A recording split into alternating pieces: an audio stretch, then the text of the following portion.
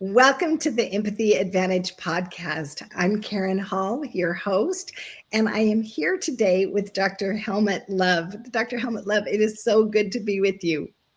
It's amazing to be here. Thank you so much for having me. Oh my goodness. Do you guys just love his beautiful smile? I was just telling him that when I saw him on a Zoom call, I was like, I have to get to know him. He just has such a bright light about him. And I know you can even see this on online, which is pretty amazing when you can see somebody's light even in an online call. Hey, I'll take it. I'll take it. We need more light in this world, right? We do need more light in this world. And so Dr. Helmut, I want to call him Dr. Love. I told him that he should go by that from now on, Dr. Love, because that is what he is all about, in addition to his many other hats that he wears. And I was just telling him I can't hardly do his bio justice, but I'm going to try. He is a corporate leadership growth strategist in the healthcare field, and he has been known for incredible innovations and expansion. And he's also an author, a father, a humanitarian, and an award winning podcaster. He's also an Eagle Scout, a Texas A&M biomedical engineer. And so I'm going to let you go ahead and tell us more about your amazing accomplishments, Dr. Love. Tell us more about you. Oh, okay, accomplishments. Well, I got to tell you, in the audience, first of all, again, thank you for having me here. I like to say that I break boxes to build humans. That is my motto. And actually, little side note, Helmut is an old German name. It means protector. So I like to Oh, think of my name as I am a protector of love. And oh. yeah, and so we think about breaking boxes.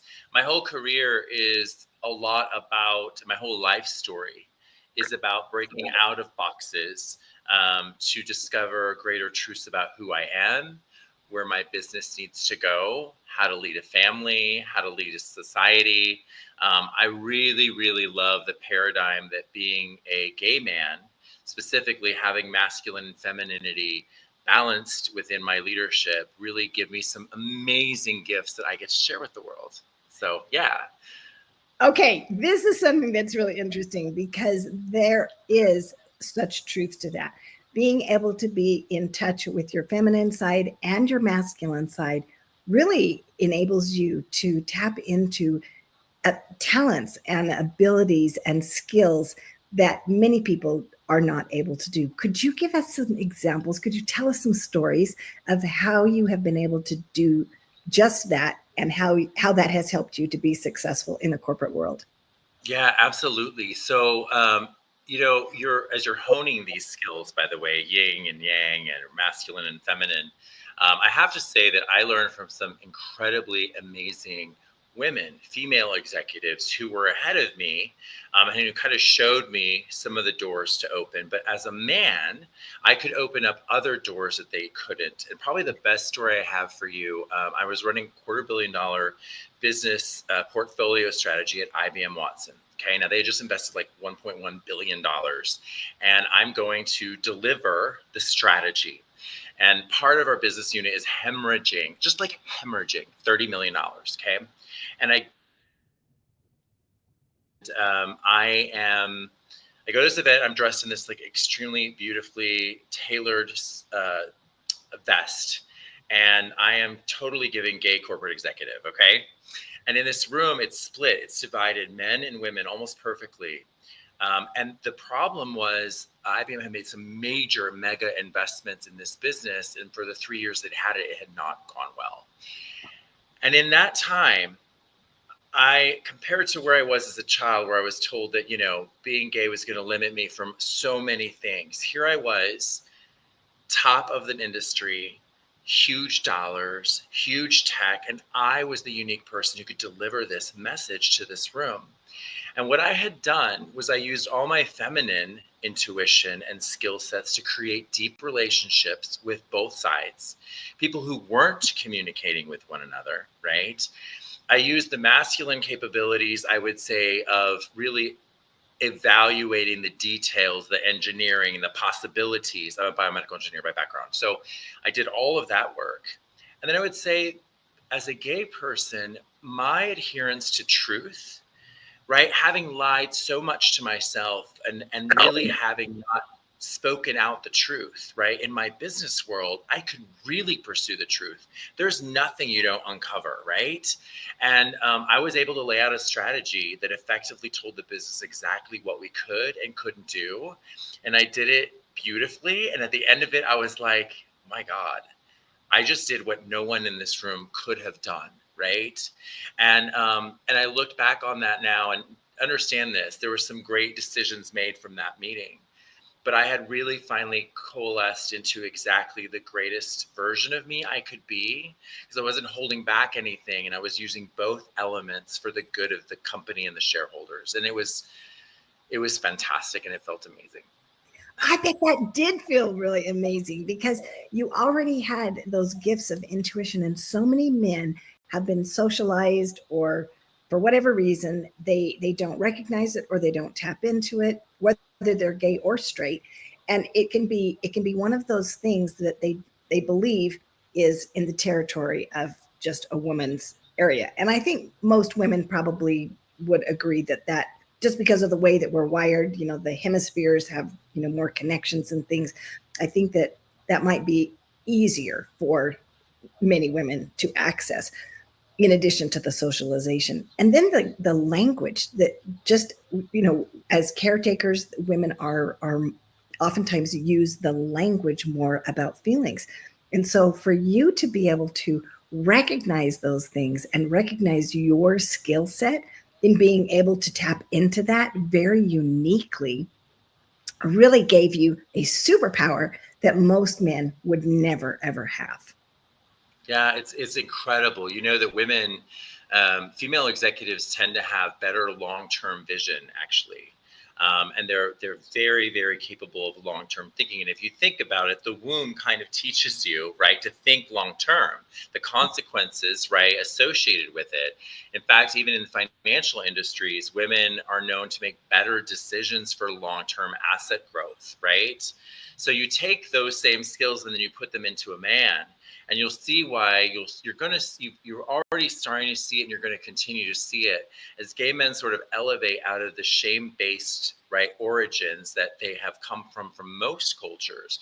You're going to continue to see gay men taking on stronger and stronger leadership roles in corporations, in politics, and other things, because we uniquely combine the feminine and the masculine. And it really it's amazing to be, but it's also amazing to want to encourage in others like me, because I really do think that a balanced set of both powers in the world, that's going to make the society that we all want, whether it's a straight man, a straight woman. When we balance those energies in ourselves, and I believe all straight men are capable of it as well, I really do, right? It's going to just make us more whole humans, and that's what building humans is all about. Right, more whole humans. Oh my goodness, and more whole brained humans. you know, we all need that. I mean, as a straight man, might have certain strengths that another person could say, wow, that's a strength that could really be beneficial. Well, why not capitalize on each other's strengths? Why not capitalize on the superpowers that we each have? Celebrate those superpowers within each other, and then use those superpowers and enable people to be able to use their gifts. That is something that I feel like you probably have another superpower in that ability, because just just hearing you on in our calls, when I heard you talk, I felt like you were very empowering with other people. Would you agree that that's something that is one of your superpowers? You know what? I think you're right. I think I'm going to say there's this aspect of, I'm going to go back to masculine and feminine, duty and devotion, right? These are the Mhm. same two sides of the love coin, right?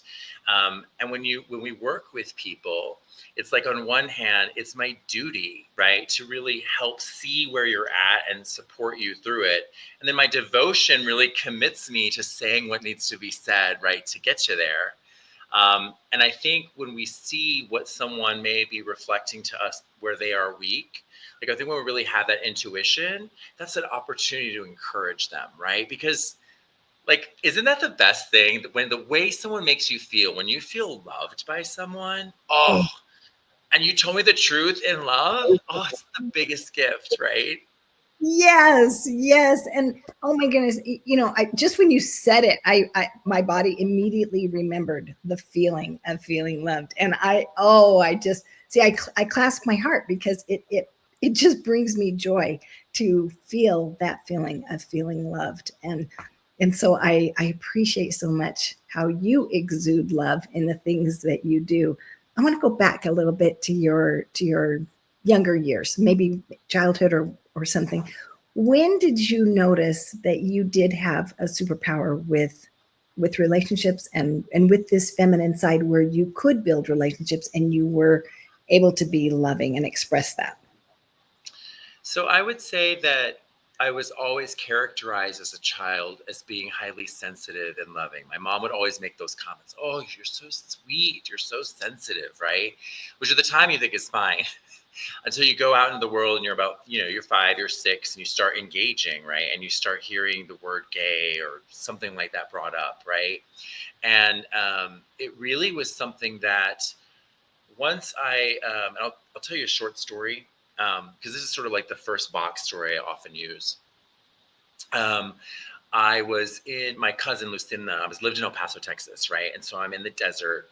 I am like eating like the icing off the candles, right? That you're like, ugh, yummy, sweet. There's like frijoles and other Mexican scents in the air because my abuelita's cooking, and it's her birthday, my cousin's birthday, right? And she got a Barbie, and I was so excited. I'm 7, and I'm like so excited to play with her Barbie.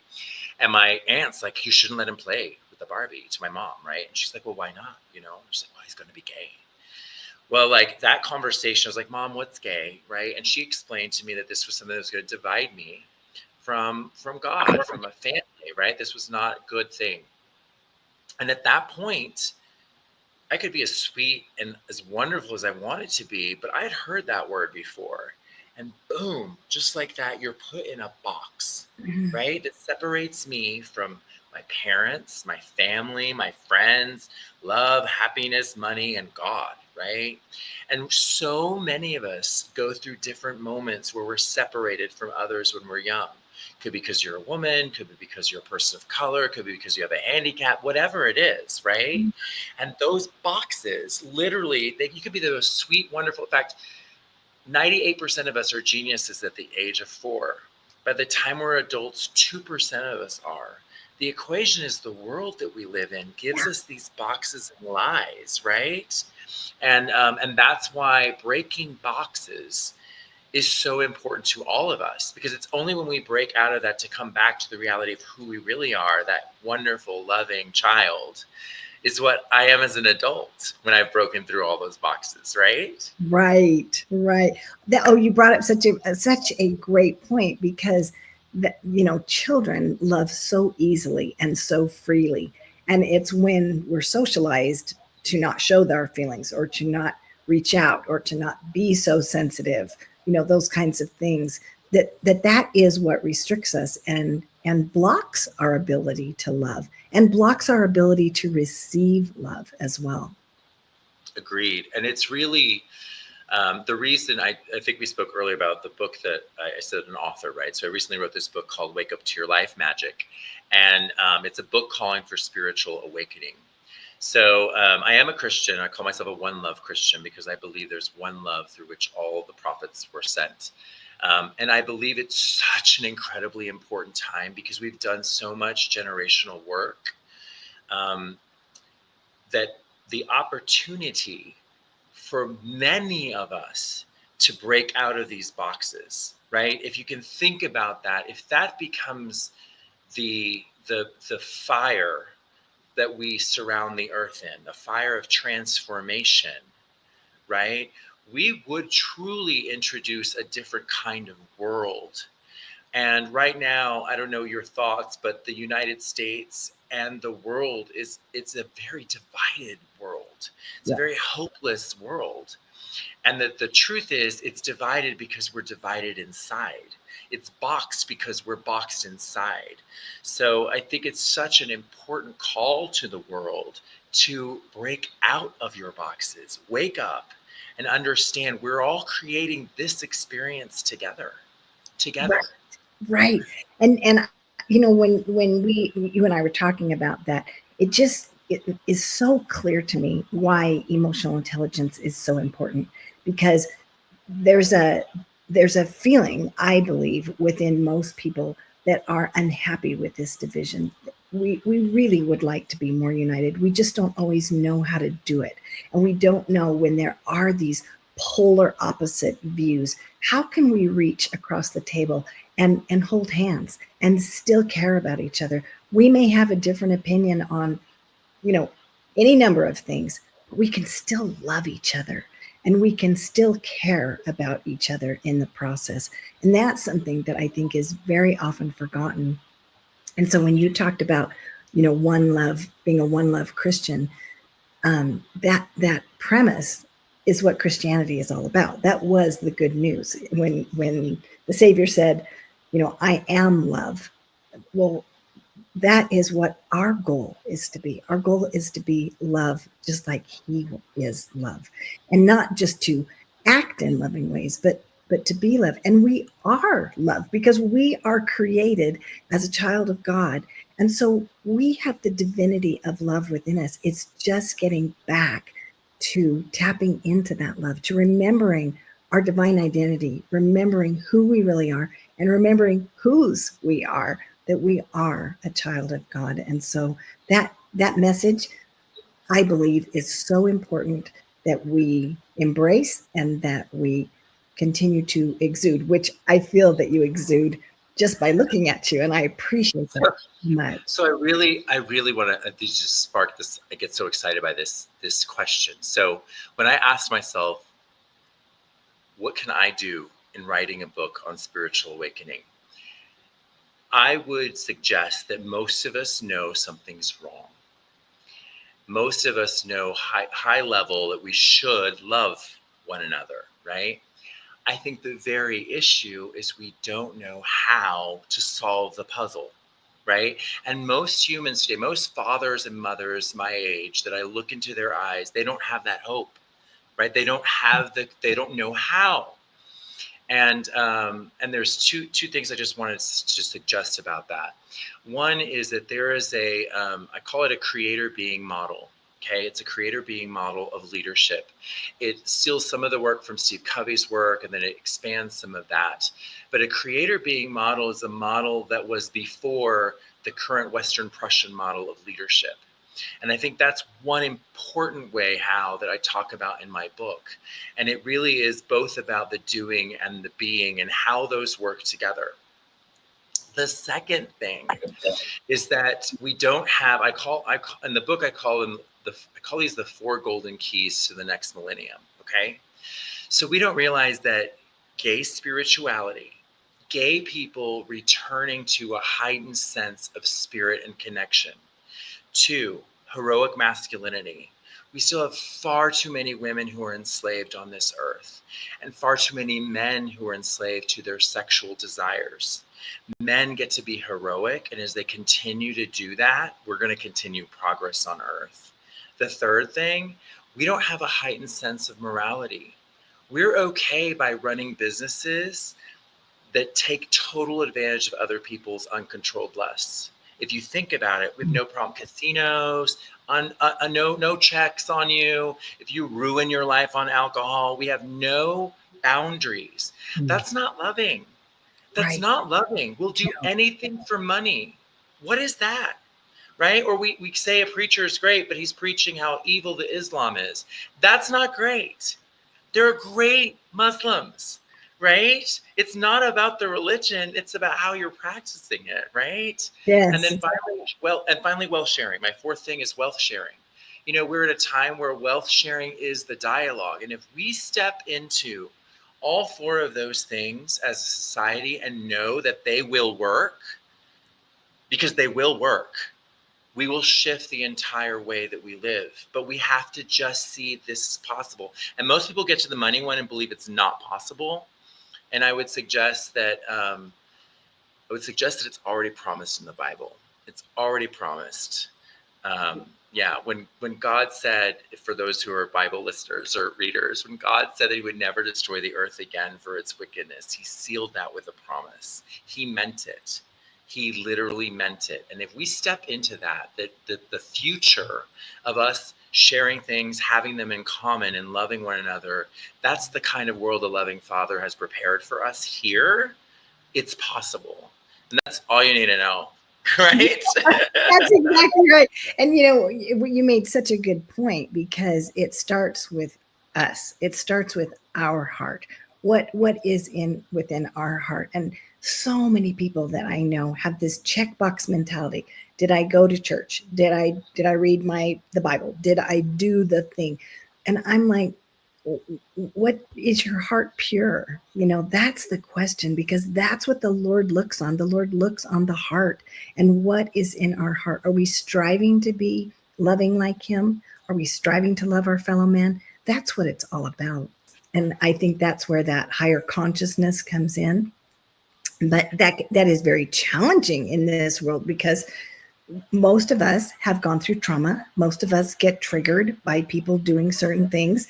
And I would imagine, I'm a highly sensitive person, an HSP. I would imagine that you are too. Possibly. I think so, but I never defined myself with a label until I met people like that. And then I was like, I think that's me too. But I did want to say, though, this thing about the heart, this isn't just unique to Christians, or it's Muslims, Jews, anyone. Yes. This Western model of education that we receive is constantly looking for the teacher, the authority to validate you.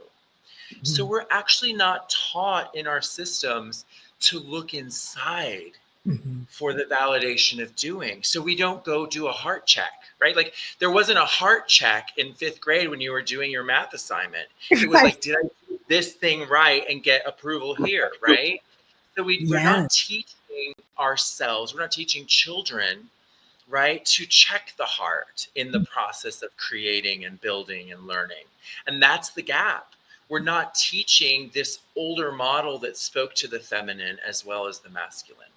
Right. And the whole model about loving ourselves. I mean, that is so crucial, because, like you said, looking for that external validation for love instead of loving ourselves, waiting for someone else to give us the praise or whatever, the love in whatever form we're seeking it, instead of showing ourselves and validating ourselves and appreciating ourselves and celebrating ourselves and celebrating, the beauty and recognizing that feeling within ourselves. I remember when my children were young and they would be loving to someone else, and I'd say, how do you feel inside? When you just shared, your toy with them, how do you feel inside?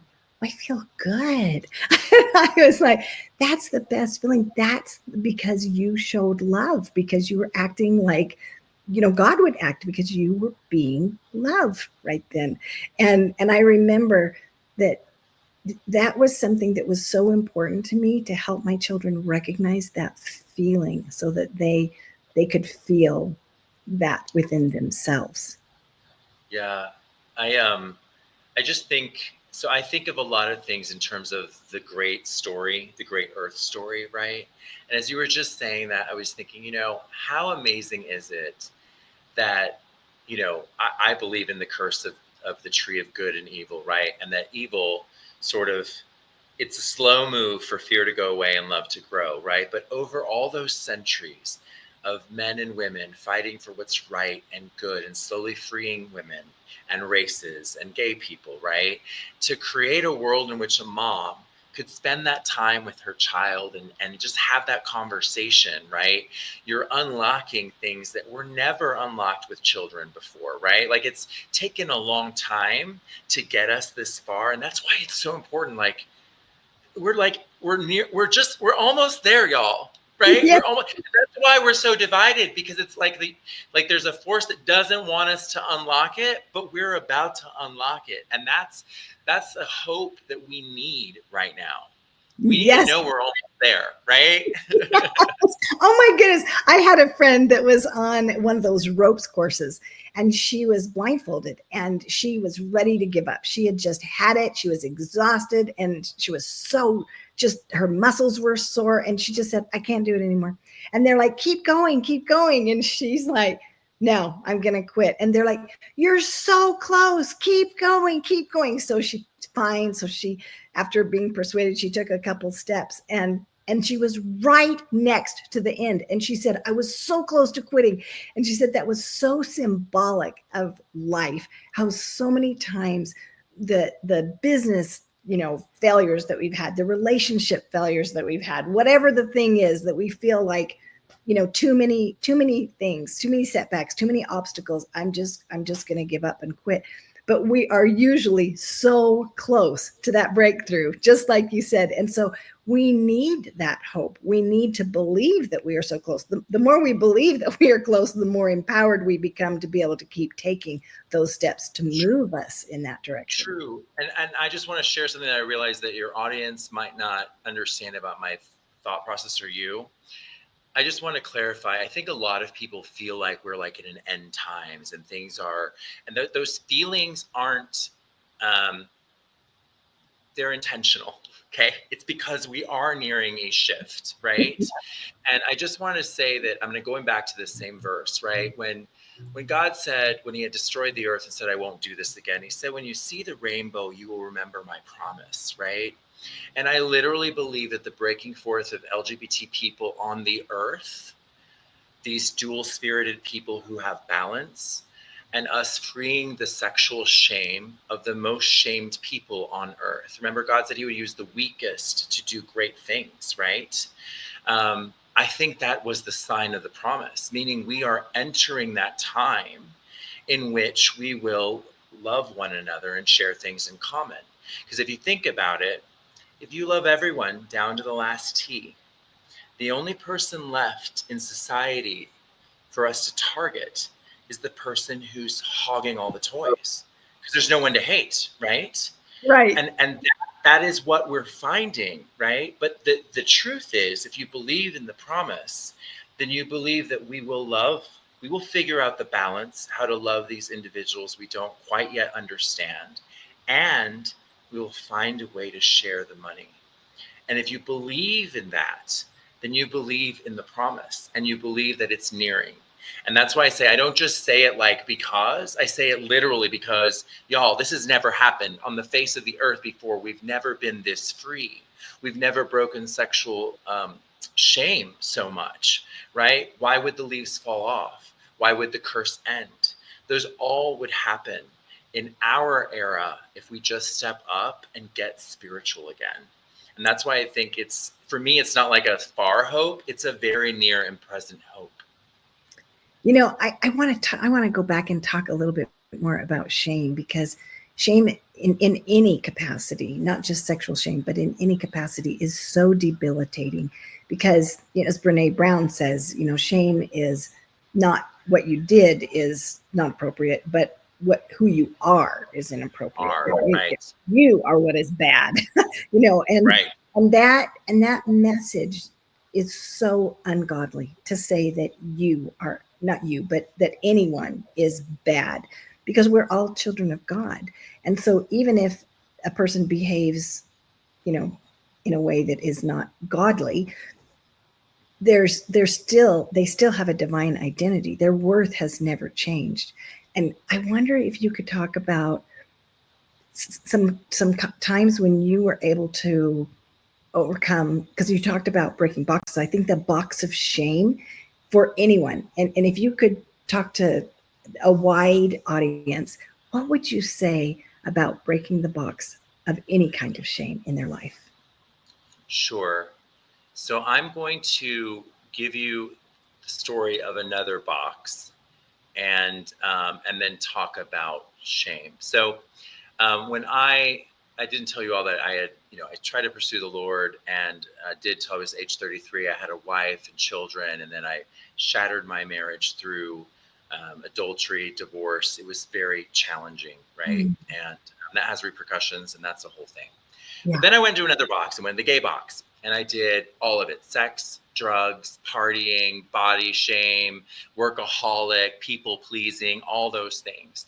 And I was looking at myself in a hotel mirror in Paris, and the sweat of random sex on me still, the smell of alcohol. And I was like, this is not what God made me for. Like, there's no way. Like, this, you have to turn around. This is not like you didn't do all this living to come to this place. And so I started pursuing, helping gay men one-on-one, and coaching them, and started a men's group in the podcast.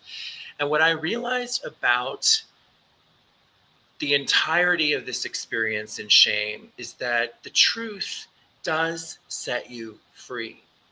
There's nothing under the heavens that's new to God, right? Everything's neutral that we experience. So when you commit adultery, or you look at pornography, I use that as an example, or you're jealous of of a friend, right? All those experiences, God has seen millions of times on this earth, right? And God already knew all that was going to happen, because trust me, he knew Eve was going to eat of the fruit of the tree, and he already planned for his son to come and absolve us of the shame. Here's the thing: as a parent, when you know your kid's going to mess up, you're not obsessed about the fact that they messed up, right? What you're obsessed about is learn. Just learn. I want you to learn, because you're so much more than this, right? Yeah. And if we as earthly parents understand that, then can we not, what I started to see, right, as I was going through my shame, is just start to see what you would say to your own kid. I love you. So you know what? I understand that you got messed up in this issue and you're doing this drug, but it's an escape, and I love you. And millions of people have done drugs. This is not new, but Right. don't do better, do better, do better, right? And that shame, it's just the big lie, is that there's this big tallying, right? When it's really more of a, listen, this is a natural part of this life experience to teach you to do better, right? And I think we just lost that concept. Like, this is the Yes, what you just said that so well. God knows all these things, and he doesn't freak out because we're involved in that thing. He understands, like you said, he's seen it all. He had a plan, and the plan was the Savior. And so he planned for us to be redeemed, and he knows that the purpose of being here on earth is to learn. I'm always saying that, if we learn something, then it's not even a failure. And I remember because the shame, when we fail, quote quote fail, we feel shame, and we're we can beat ourselves up and everything. But if we say, but I learned something from that, and now I'm going to be better because of what I've learned, even if only for a minute before I fall back and do it again. If I'm just trying to be better, if I even have a desire to be better, we get credit for trying. We get credit for the desires of our heart. And that's one of the things that has brought me such incredible comfort, is that the Lord knows the desires of our heart, even if we are still struggling with something that isn't our highest self. When God knows that we wish we could be better, we want to be better, maybe we haven't been able to be better yet, he is so grateful for that desire in our heart, and to know, and he magnifies that desire to give us more power, to empower us so that we can be enabled to be more like him. And the way that you just worded that was so beautiful, because that love is what empowers. When you love me, I want to be better. I want to feel that feeling again. I want to be close to you. I want to come closer to you. And when you feel shame, you want to go away you want to go and hide, or you want to distance yourself. You want to isolate. And that's the power of love, is that connection that then gives us hope and gives us power so that we even believe that we can be better. Many times we get to the point where we don't even think it's possible to be better. We're so tired, just like my friend on that ropes course. We're so tired. We're just like, I just give up. It's not. It's relentlessly pursuing the truth. I will say though, again, like, so this is something that's really important about people who feel trapped in a certain behavior, right? Listen, keep exposing it. Keep exposing it, right? So for a long term, I really struggled with casual sex, right? And apps, right? And I would just tell my friends and tell my friends and tell my friend, right? Because by keeping it in the light and not putting shame on it, right? And owning what it was and owning that this was not what I wanted and continuing to pursue it and not letting it go. Don't let it go. Why are you giving up on yourself, right? Because I promise you that it will find you, right? The way God's plan works, he's going to help you in this life. Right? But you have to manifest, you have to believe. This is that faith part, right? You got to believe that he will free you from that. And it happened over and over and over and over again. These friends suddenly go away, right? A new person walks in your life and gives you that kernel of truth. Like, God sees your heart and God will change you in this life. And there's not a thing that he cannot completely heal you of. I think the whole concept that we have of like, well, forever I have this, we have that aspect. No, I really do think that God will free you from the things that are separating you from the most amazing version of yourself that you can be, because I just think that's why he sent the Son. He didn't give us such an amazing gift for us to not believe that everything's possible in your life to be the most loving version of you that you could possibly be. And that's till the grave. That's like an addiction you can go to the grave with. That's good, right?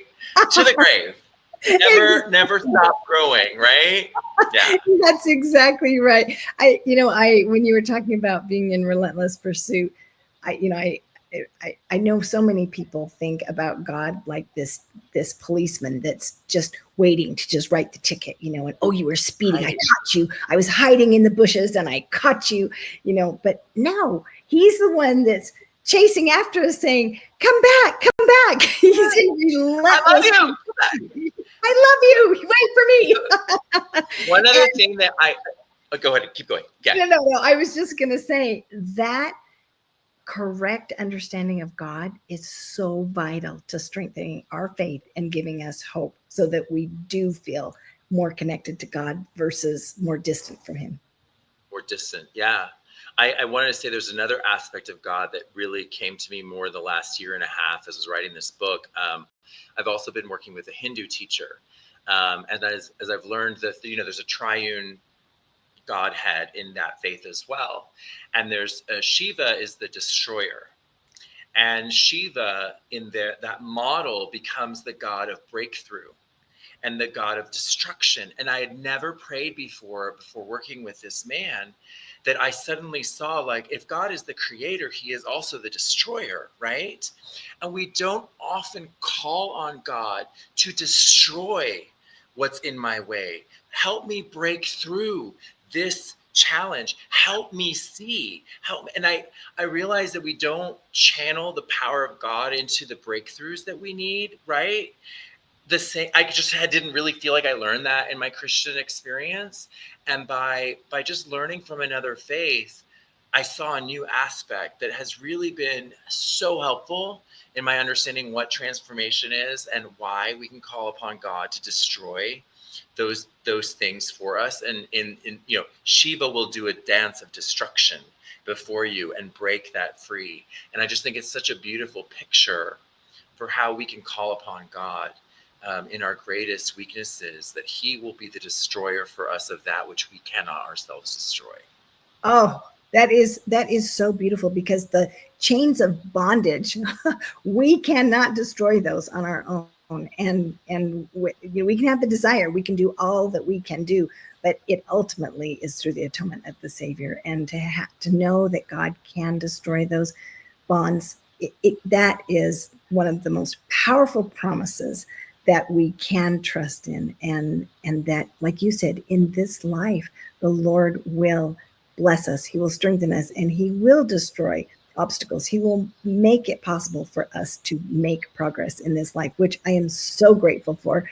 And I just celebrate your perspective. I celebrate the love that you have for others and for yourself. I celebrate the healing that you have gone through in your life to destroy shame and to be able to overcome the challenges that you have faced so that you could be more loving to yourself and to others.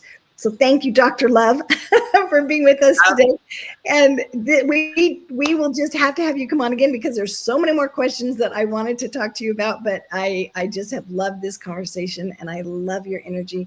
I love your passion about being loving, and I appreciate so much the way that you're able to tap into the masculine and the feminine in your leadership and in your relationships to move things forward, to build, and to grow. As a growth strategist, not just at work, but in your personal life and in your relationships as well. So thank you so much for being with us today. Thank you so much for being here. This was delightful, and I loved every minute of this dialogue. Well, thank you. Can't wait to talk to you again. Sounds Bye-bye great. now. Cheers.